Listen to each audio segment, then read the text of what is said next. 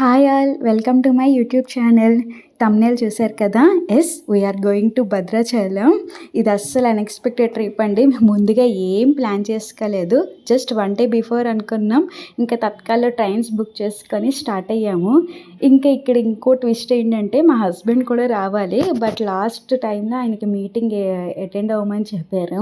ఇంకా leave approach చేయలేదు. సరే, ఇక్కడ మా సిస్ అండ్ మా కజిన్ వాళ్ళిద్దరూ హైదరాబాద్లో వర్క్ చేస్తున్నారు. మేము ముగ్గురం అండ్ మా బుడ్డోడితో కలిసి భద్రాచలం స్టార్ట్ అయ్యాము. నాకు కొంచెం టెన్షన్, ఎందుకంటే బుడ్డోడితో ఫస్ట్ టైం ఇలా హస్బెండ్ లేకుండా వెళ్ళడము, మేనేజ్ చేసుకోగలనా లేనా ఒకరిదానే అని కొంచెం టెన్షను. కానీ ఇంకా ఫ్యామిలీ మెంబర్స్ అందరూ ఉన్నాం కదా, ఇంక అందరూ చూసుకుంటారులే అని ధైర్యంగా స్టార్ట్ అయిపోయాము. Finally we reached Bhadrachalam. ఇక్కడ మా ఫ్యామిలీ మెంబర్స్ని అందరూ మీట్ అయ్యి రెడీ అయిపోయి దర్శనం చేసుకున్నాం. చాలా బాగా జరిగిందండి. లక్ ఏంటంటే ఆ రోజు క్రౌడ్ కూడా అంత ఎక్కువ మంది లేరు. చాలా బాగా జరిగింది దర్శనం. ఇంకా మేము టైం వేస్ట్ చేసుకోకుండా ఒక ప్లేస్కి అయితే స్టార్ట్ అయ్యాము.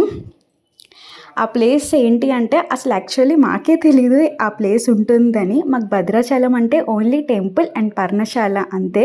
కానీ మా ఆటో డ్రైవర్ చెప్పారు, ఇక్కడ ఒక ప్లేస్ ఉంటుంది, దాన్ని మీరు విజిట్ చేయాలి, దానికి ఒక ప్రత్యేకత ఉంది అని.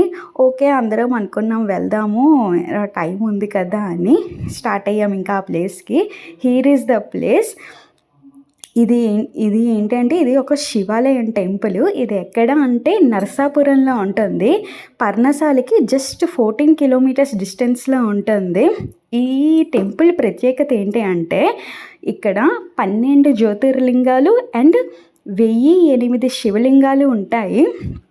అందుకే దీన్ని చిన్న అరుణాచలం అని అంటారు. మనం అరుణాచలంలో చూస్తాం కదా 12 జ్యోతిర్లింగాలు, యమలింగం, స్ఫటికలింగం అని. ఇక్కడ కూడా సేమ్ అలాగే ఉంటాయండి, 12 జ్యోతిర్లింగాలు. అసలు చూస్తుంటేనే చూడండి, అసలు మాటలు కూడా రావట్లేదు. నేను ఫస్ట్ టైం ఇన్ని శివలింగాలని చూడడం చాలా బాగా అనిపించిందండి.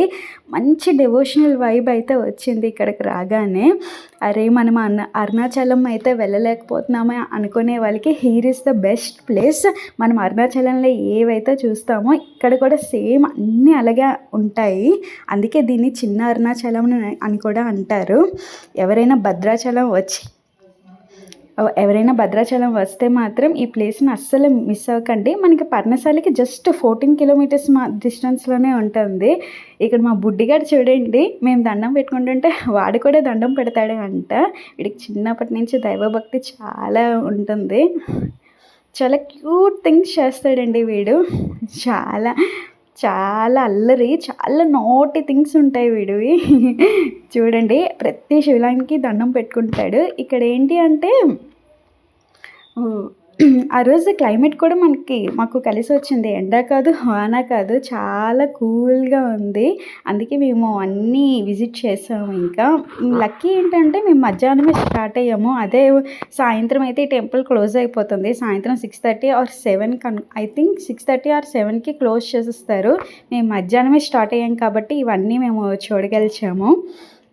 మనకి అరుణాచలంలో ఉంటుంది కదా మోక్ష మార్గం, ఇక్కడ కూడా సేమ్ అలాగే ఉంటుంది. నేను వెళ్తాను అంటే లేదు మా బుడ్డిగాడు నేనే వెళ్తానని చెప్పి ఫస్ట్ వాడు వెళ్ళాడు. వాడి తర్వాత నేను రావాలి అంట. చాలా అల్లరండి బాబు మా వాడు. మీకు ముందు వీడియోస్లో అన్నీ వీడియోస్ అప్లోడ్ చేస్తూ ఉంటాను.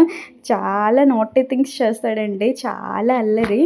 నేను ఫస్ట్ ఎందుకు భయపడ్డాను అంటే రావడానికి, బయట మా వాడు ఎక్కువ సపోర్ట్ చేయడు ఫుల్గా, చాలా అల్లరి, అసలు ఎవ్వరి మాట వినడు. అందుకే నాకు కొంచెం భయం పడితే ఎక్కడికైనా బయటికి రావాలి అంటే. కానీ ఇంకా అందరూ ఉన్నారు కదా అని చెప్పి ఇంకా ధైర్యంగా వచ్చేసాం. ఇంకా ఎవరైనా భద్రాచలం వస్తే go and visit this place. చాలా చాలా చాలా చాలా బాగుంటుంది అండి. ఇలాంటి మరిన్ని వీడియోస్ కోసం నా ఛానల్ని సబ్స్క్రైబ్ చేయండి. ఓకే, చలో బాయ్.